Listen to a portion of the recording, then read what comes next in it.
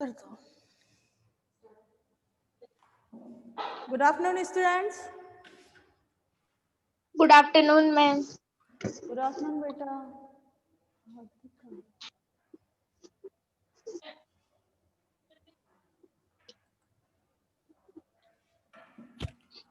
अपने अपने माइक बंद कर लो बेटा।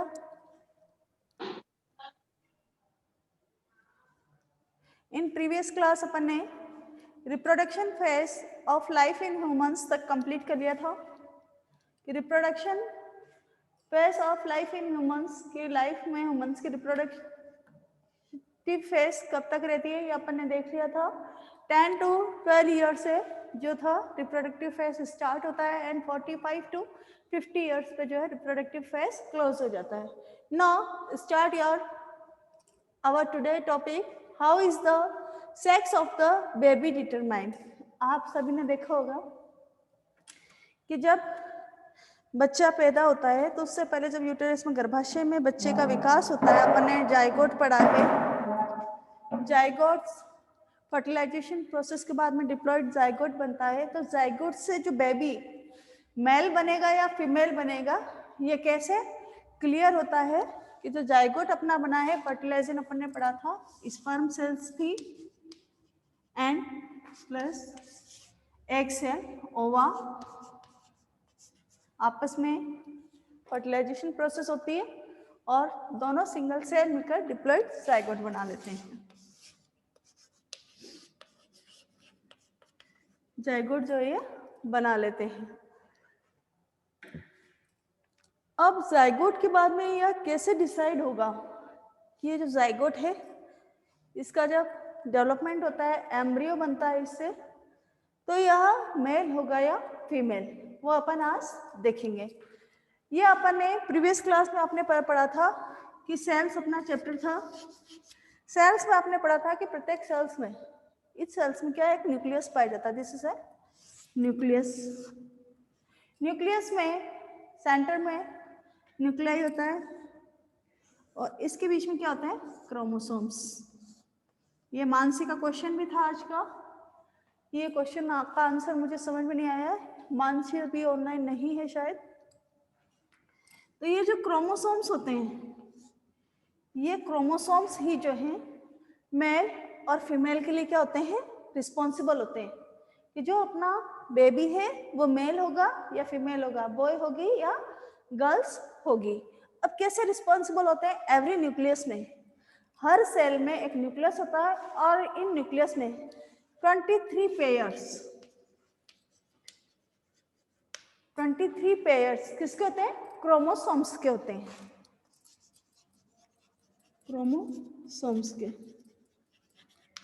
अब क्रोमोसोम्स के जो 23 पेयर होते हैं इसमें से एक पेयर, 23 में से एक पेयर मीन्स 2 क्रोमोसोम हो गए, पेयर है जोड़े में है तो 2 क्रोमोसोम, 2 क्रोमोसोम्स जो हैं,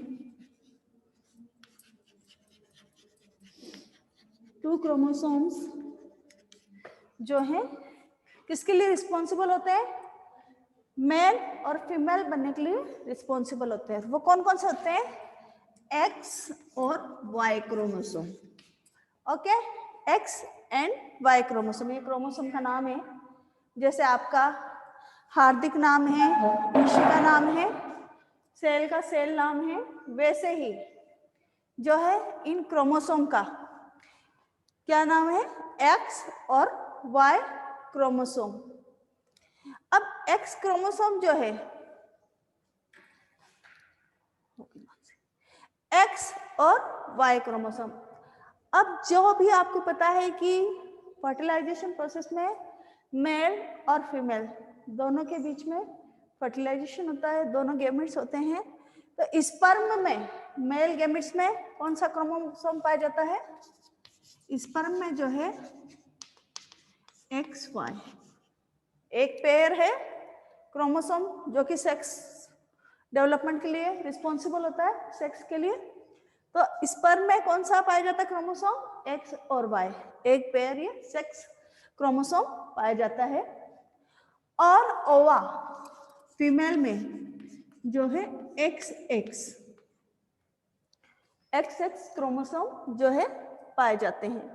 ओके, अब जब फर्टिलाइजेशन होता है, जाइगोट का डेवलपमेंट होता है, तो जाइगोट के डेवलपमेंट में जब स्पर्म ओवा से अटैच्ड होता है तो उसमें उस समय कंडीशन पे डिपेंड करता है कि स्पर्म का XY क्रोमोसोम ओवा के कौन सा क्रोमोसोम इनमें से जो है एक क्रोमोसोम एक से अटैच्ड होगा। अगर स्पर्म का,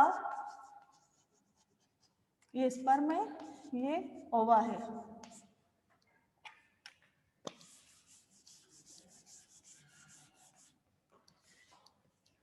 और यहाँ पे अपना जाइगोट बन रहा है। स्पर्म में अपन ने पढ़ा है XY क्रोमोसोम होते हैं, सेक्स क्रोमोसोम, और ओवा में XX क्रोमोसोम होते हैं। ओके, एक पेयर सेक्स क्रोमोसोम है। अब जब जाइगोट फर्टिलाइजेशन प्रोसेस होती है तो फर्टिलाइजेशन प्रोसेस में X अगर X से ही रिएक्शन करता है, अटैच्ड होता है X क्रोमोसोम से, ठीक है, फीमेल गैमिट का X क्रोमोसोम मेल गैमिट के X क्रोमोसोम से अटैच्ड होता है, तो बेबी क्या होगा हमारा, बेबी हमारा होगा गर्ल, लड़की पैदा होने की संभावना होती है।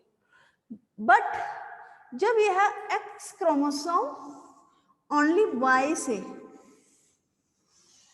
अटैच्ड होता है, Y के साथ फर्टिलाइजेशन प्रोसेस करता है, तो उस कंडीशन में किसका बर्थ होता है, उस समय बॉय का बर्थ होता है, बॉय का जन्म होता है। ओके, तो अब कई बार आपने देखा होगा आपके मोहल्ले में ये ऐसे बोल देते हैं भाई इसके लड़कियां हैं, लड़कियां हो रही, तो इसके लिए जो है मदर, आपने देखा कहीं भी इसके लिए मदर जो है रिस्पॉन्सिबल नहीं होती, टोटली जो है फादर ही जो है सेक्स डिटरमाइन के लिए जो है रिस्पॉन्सिबल होता है, क्योंकि XY दोनों क्रोमोसोम जो है फादर्स में ही प्रेजेंट होते हैं। जब मदर का X क्रोमोसोम फादर के X क्रोमोसोम से फर्टिलाइजेशन प्रोसेस करता है तब गर्ल्स का डेवलपमेंट होता है, और X क्रोमोसोम Y से जब फर्टिलाइजेशन प्रोसेस करता है तो बॉयज का डेवलपमेंट होता है। See to your book page number 118। Zygote is the instruction for determining the sex of the baby. यह जो जाइगोट बना है फर्टिलाइजेशन से अपना मेल गैमेट और फीमेल गैमेट के आफ्टर फर्टिलाइजेशन के बाद में जाइगोट बना है, तो जाइगोट ही ये डिसाइड करेगा, जाइगोट से ही पता चलता है कि जो अपना बेबी है वो मेल होगा या फीमेल होगा। This instruction is present in the thread like structure called chromosome, और ये भी कौन डिसाइड करेगा, थ्रेड लाइक स्ट्रक्चर, तो धागे नुमा स्ट्रक्चर क्रोमोसोम्स में, क्रोमोसोम प्रेजेंट है न्यूक्लियाई में, न्यूक्लियर के सेंटर में, वह इस चीज को डिसाइड करते हैं। Chromosome in the fertilised egg, recall this chapter 8, ये अपने चैप्टर 8 में देखा था, that chromosome are present inside the nucleus of every cell.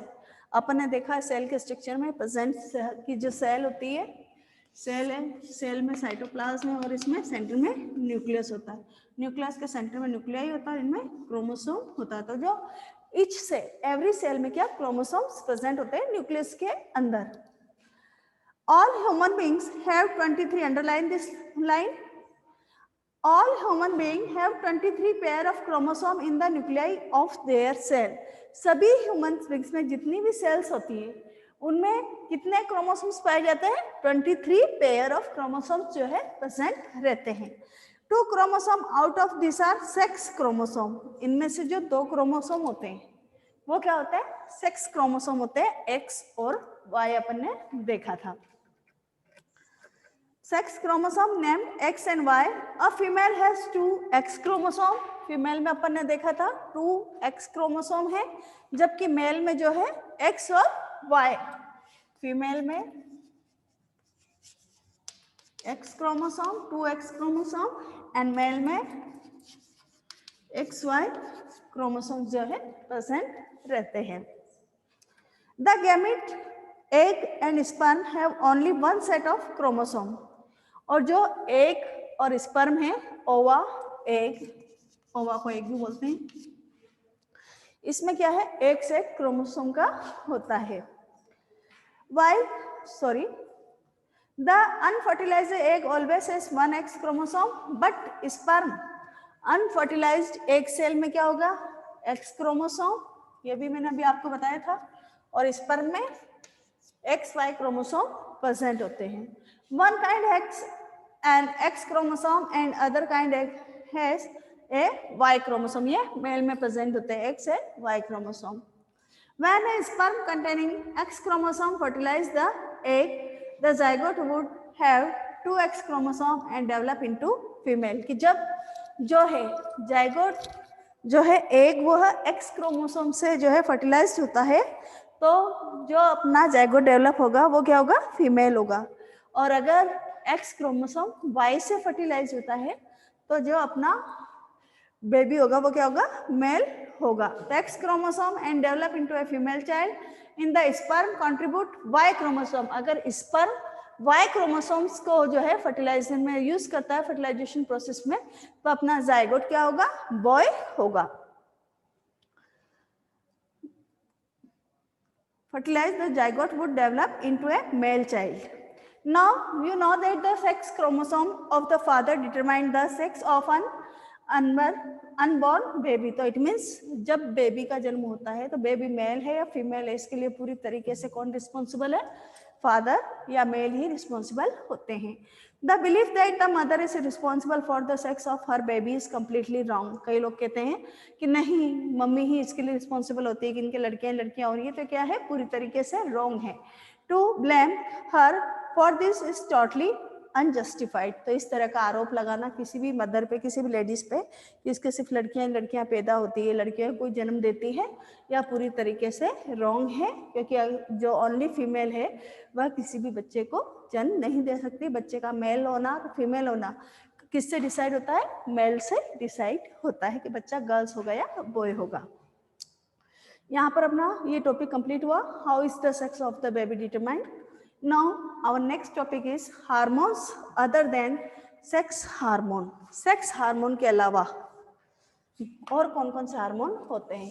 अब यहाँ पे आपका जो पूरा प्रीवियस क्लास में आपने पढ़ा था पिट्यूटरी ग्लैंड वाला चैप्टर, एंडोक्राइन ग्लैंड का सारे ग्लैंड नेम एंड और हार्मोन्स नेम यहाँ पर दोबारा रिवाइज होंगे आप लोगों के.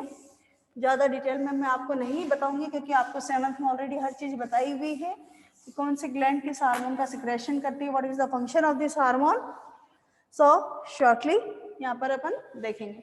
Next topic is hormones other than other hormones.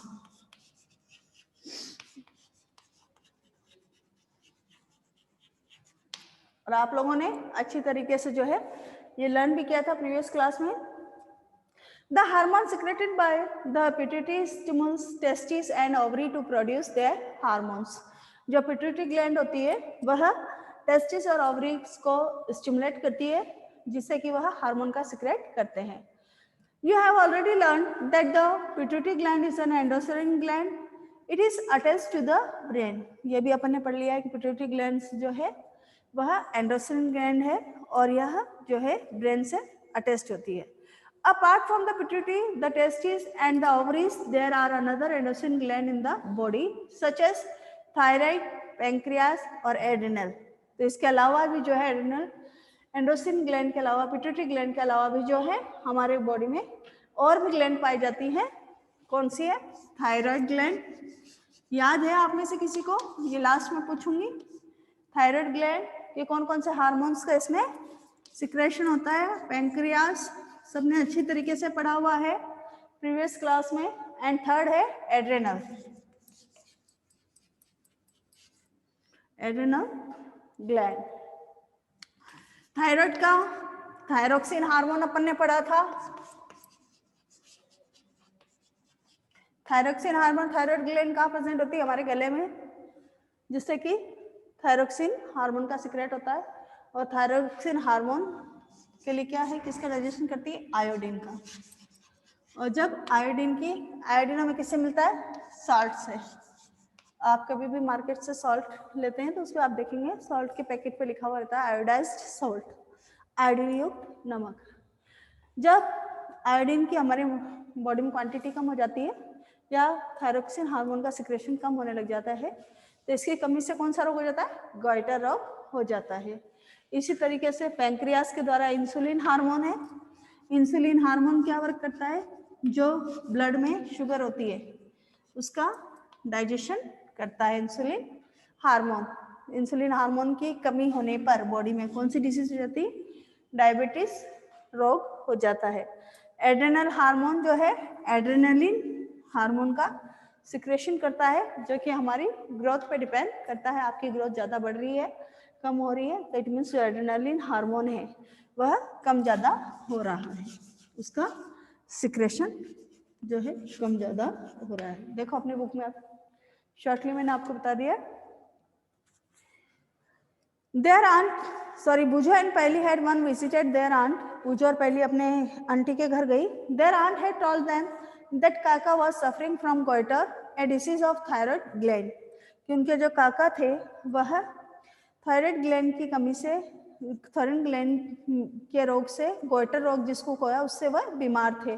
काका thyroid gland was not producing the hormone thyroxine, क्योंकि उनकी जो थायराइड ग्लैंड थी, गले की जो ग्लैंड है, वह थायरोक्सिन हार्मोन का सिक्रेशन नहीं कर रही थी।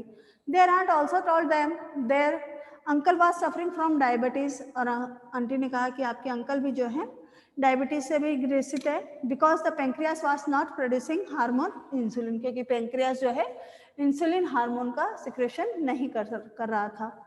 बूझा एंड पहली then asked their aunt about the adrenal gland which are also shown in the aunt told them the adrenal gland secrete hormone which maintain the correct salt balance in the blood। कि जो adrenal gland जो hormone secrete करती है वो blood में salt का balance बनाए रखता है। Adrenal also produce the hormone adrenaline. और एड्रिनल ग्लैंड जो है कौन सा हार्मोन का सिक्रेशन कर रही है, एड्रेनालिन हार्मोन का जो है सिक्रेशन कर रही है। एड्रेनालिन हार्मोन का यह सिक्रेशन करती है। It helps the body to adjust the stress when one is very angry, embarrassed or worried। जब आप एकदम गुस्से में होते हैं, चिंता हो जाती है किसी भी चीज़ की, या दुखी होते हैं, तो ऐसे में जो है एड्रेनालिन हार्मोन हमें रिलैक्स करते हैं। Thyroxine and adrenal secrete their hormone when they receive order from the pituitary through its hormone. ये भी क्या है, थायराइड और एड्रिनल भी पिट्यूटरीज के द्वारा ही जो है कंट्रोल होते हैं। Pituitary also secrete growth hormone, और पिट्यूटरी जो है ग्रोथ हार्मोन का सिक्रेशन करती है।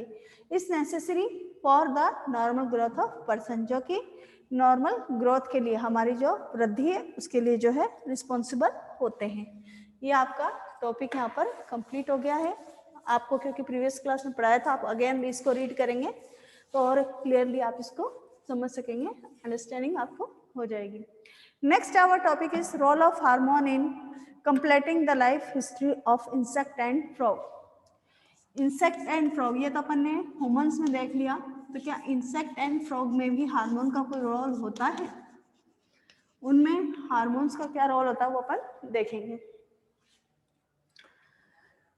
Life history of silk moth अपन ने देखी है प्रीवियस क्लास में। Similarly the tadpole passes through certain stage of become frog. इसी तरीके से अपन ने टेडपोल का भी अपने प्रीवियस चैप्टर में लाइफ साइकिल देखा है कि टेडपोल में लार्वा जो है वह जो है फ्रॉग में, टेडपोल जो है फ्रॉग में कन्वर्ट हो जाता है। This change from larva to adult is called metamorphosis. ये भी अपन ने देखा था मेटामॉर्फोसिस, जिसमें कि छोटे से बड़ा होता जाता है, बॉडी चेंज जिसको बोलते हैं। तो लार्वा टू एडल्ट, जब लार्वा से एडल्ट में कन्वर्ट होता है, शरीर बढ़ता है, काया चेंज होती है, कायांतरण होता है, उसे मेटामॉर्फोसिस बोलते हैं। Metamorphosis is in insect is controlled bye insect hormone. और इंसेक्ट में जो है मेटामॉर्फोसिस की जो प्रक्रिया है, छोटे से बड़े होने की प्रक्रिया, कौन कंट्रोल करता है? Insect hormone. इंसेक्ट हार्मोन जो है मेटामॉर्फोसिस की प्रक्रिया जो है कंट्रोल करता है इंसेक्ट में। In a frog it is controlled by thyroxine. और फ्रॉग में कौन कंट्रोल करता है? थायरोक्सिन। थायरोक्सिन हार्मोन जो है मेटामॉर्फोसिस प्रोसेस को कंट्रोल करता है। Thyroxine production required the presence of iodine in water. Sorry, the hormone produce by thyroid. Thyroxine hormone जो कि थायराइड ग्लैंड के द्वारा प्रोड्यूस हो रहा है। Thyroxine production require the presence iodine in water. तो थायरोक्सिन हार्मोन के सिक्रेशन के लिए क्या जरूरी है कि जहां पर फ्रॉग्स वगैरह रहते हैं, लार्वा वगैरह हैं, वहां पर क्या हो, वहां पर आयोडीन की जो अमाउंट है सॉल्ट में वो हो।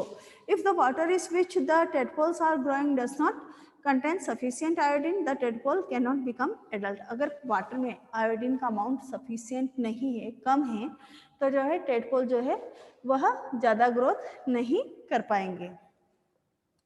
नेक्स्ट है आपका टॉपिक रिप्रोडक्टिव हेल्थ, आपका स्वास्थ्य।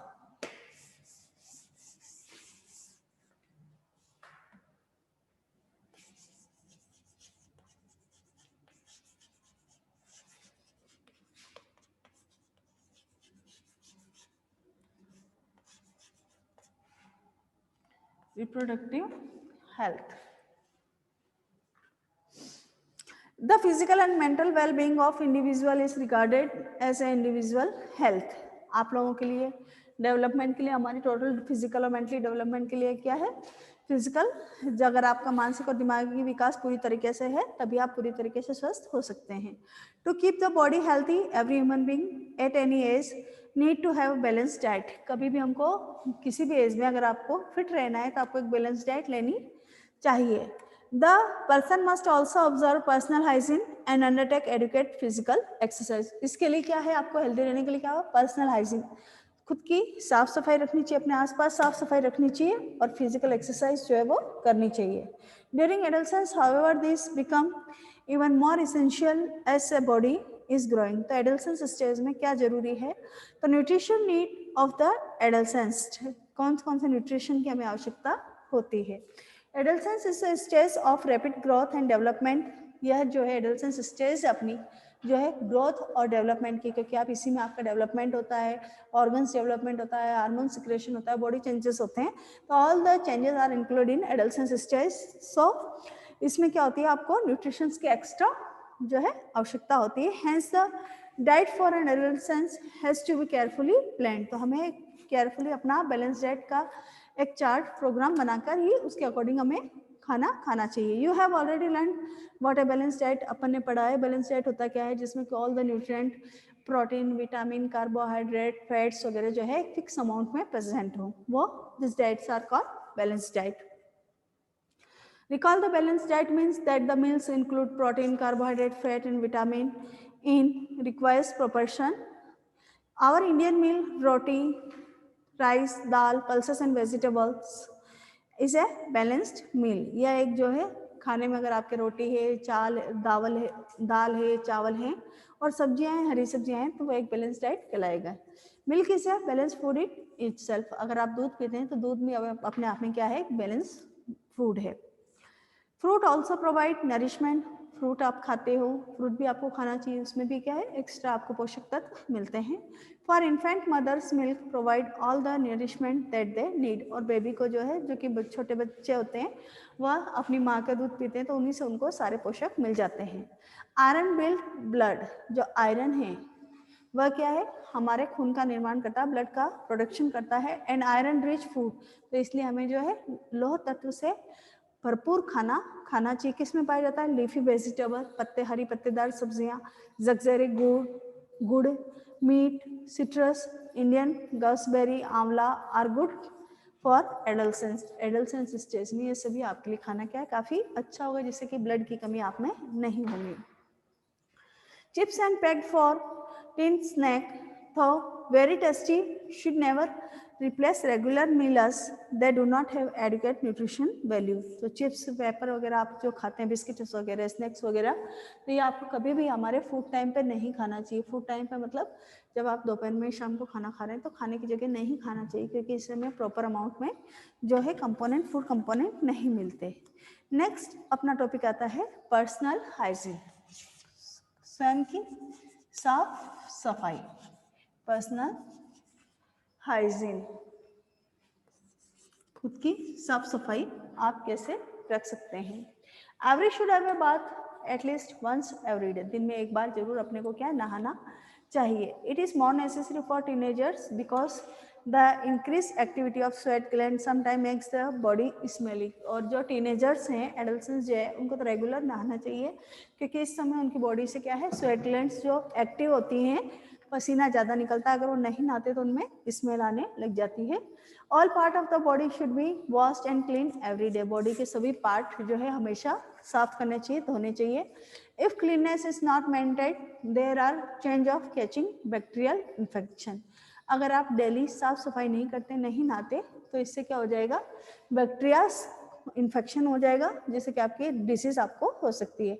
Girls should take special care of cleanliness during the time of menstrual flow. जब उनका मेंस टाइम आता है तो उससे पहले भी गर्ल्स को अपनी तैयारी करके रखना चाहिए। They should keep track of their menstrual cycle, be prepared for the one set of menstruation. और इसके लिए हमें तैयार रहना चाहिए। फिजिकल एक्सरसाइज नेक्स्ट टॉपिक है।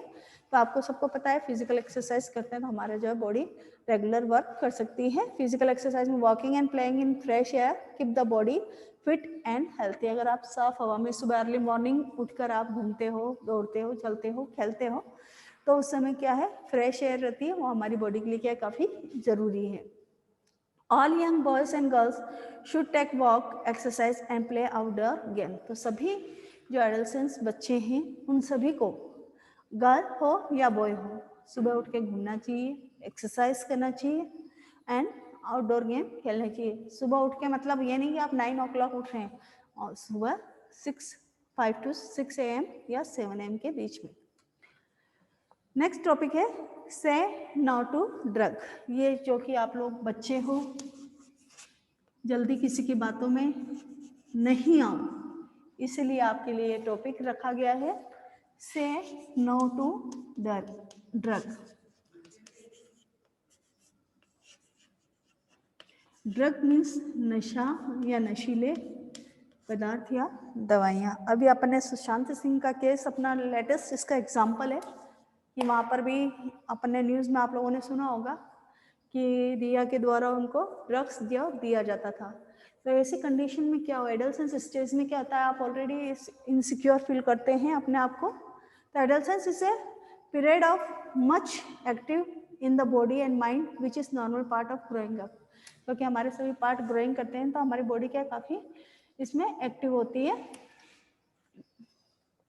So do not feel confuse and insecure. तो ऐसे में आप कभी कन्फ्यूज नहीं होंगे और अपने आप को जो है इनसिक्योर फील नहीं करेंगे। आपका भला, आपके लिए जो फेवरेबल है वो आपके पेरेंट्स हैं। आपके पेरेंट्स से अच्छा आपको कोई नहीं चाह सकता, कोई नहीं मान सकता। आप कभी ये नहीं समझेंगे कि हमारे जो पेरेंट्स हैं, माता पिता हमारा बुरा चाहते हैं, कभी ऐसा नहीं होता। आपका सबसे ज़्यादा हितैषी आपके पेरेंट्स रहते हैं, तो कभी भी उनके अगेंस्ट नहीं होना, उनसे छिपाकर कोई काम नहीं करना, किसी और की बातों में नहीं आना।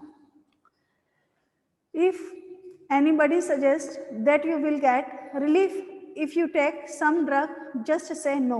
अगर ऐसे में कोई आपका दोस्त है, कोई नया फ्रेंड आपका बना है, वो आपको बोलता है अरे ये ले ले, थोड़ी सी दवाई है, इसको लेते ही ना रिलैक्स फील होता है, तो ऐसा कहीं नहीं करना है। शुरुआत में आप 1-2 दिन तो वो लेंगे, फिर आपको ऐसा लगेगा हाँ रिलीफ मिल रहा है, पर आफ्टर सम टाइम उसके क्या आपको हैबिट हो जाती है, और हैबिट होने पर लत लग जाती है नशीले पदार्थों की, और धीरे धीरे वो हमारे शरीर को क्या कर देती है, डैमेज करती जाती है, ख़त्म करती हुई जाती है। तो हमें जो है इन चीज़ों का हमेशा, अगर कोई आपको ऐसा ऑफर कर रहा है कि ये ले, बोले नहीं ये दवाई खा ले, इससे आपको ठीक लगेगा, कोई भी आपका फ्रेंड वगैरह, कोई भी पर्सन, तो आपको क्या कहना है, नहीं, no, unless prescribed by the doctor. Doctor से पूछे बिना आपको कोई दवाई नहीं लेनी है। Drug are addictive if you take them once you feel like taking them again and again. फिर धीरे धीरे आपको रोज रोज ये चाहिएगा। The harm the body in the long run, और लंबे समय के बाद ये ड्रग क्या है आपके लिए नुकसानदायक हो जाएगा। Their run health and happiness, और आप उसके बाद जो आपकी खुशियाँ और आपका स्वास्थ्य दोनों खत्म हो जाएंगे। यू मस्ट हैव, इसलिए हमें इन चीज़ों से दूर रहना चाहिए। You must have heard about AIDS. AIDS के बारे में आपने सुना होगा, जो कि एड्स डिसीज है और किसके द्वारा होती है, HIV वायरस के द्वारा होती है। HIV का फुल फॉर्म है ह्यूमन इम्यून डेफिशिएंसी वायरस जो है। This virus can, human immuno deficiency virus, जो कि HIV एड्स के लिए जो रिस्पॉन्सिबल होता है, एड डिसीज के लिए, यह क्या है, डेंजरस वायरस है जो एड्स डिसीज फैलाता है। This virus can passes on a normal person from infected person by sharing syringe used to injecting drug. यह जो वायरस है अगर किसी को भी एड्स है और उससे यूज में ली हुई सिरिंज वगैरह ब्लड वगैरह उसका आपको ट्रांसमिट कर दिया जाए तो यह डिसीज आप में ट्रांसमिट हो सकती है। It can also be transmitted for to an infant from the infected mother through her milk. और अगर इन्फेक्टेड मदर को है तो उसके बच्चे में भी मिल्क के थ्रू जो है एड्स का ट्रांसमिट हो सकता है। The virus can also be transmitted through sexual contact with a person infected with HIV। और जो है इन्फेक्टेड पर्सन में के साथ सेक्चुअल कांटेक्ट करने पर भी ये वायरस आपकी बॉडी में ट्रांसमिट हो सकता है। इसके साथ आपका चैप्टर जो है कंप्लीट हो गया है। आप सभी अपने अपने माइक्स और कैमरा ऑन कर लो बेटा। तो कोई डाउट है बेटा इसमें? कोई डाउट है बेटा मानसी? No ma'am. समझ में आ गया चैप्टर पूरा? Yes ma'am. और कोई डाउट बेटा आप लोगों को? No ma'am. No ma'am. नहीं है किसी को भी कोई प्रॉब्लम? No ma'am. एक छोटे से क्वेश्चन का आंसर दो क्योंकि टाइम आज अपना ओवर हो चुका है कि how many pair chromosome present in nucleus. कितने क्रोमोसोम प्रेजेंट होते हैं कितने जो सेल्स में? कितने पेयर्स क्रोमोसोम प्रेजेंट होते हैं? 23 पेयर्स। Very good. और सेक्स क्रोमोसोम कितने होते हैं? सेक्स यस 1 पेयर बताया था। गर्ल्स में XX और बॉयज में XY, फीमेल में XY। ओके बेटा, अब मैं इसके आपको क्वेश्चन आंसर बाद में सेंड कर दूंगी। ओके बेटा, ओवर करो।